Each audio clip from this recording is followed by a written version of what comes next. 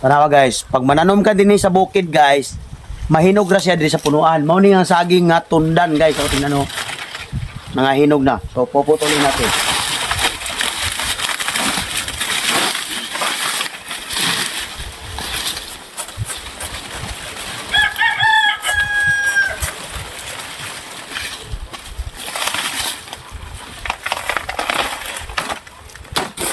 Diba? Oh. Ano dito? Guys, muna siya hinog sa punuan guys. Dili pa siya kayo hinog o tinawa. Ang liki na sa kaguwang.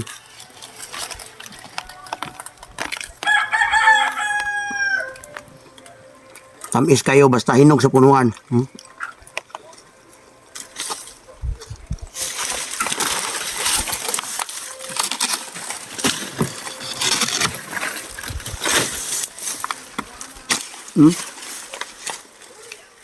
Hinog sa punuan. Tingnan niya.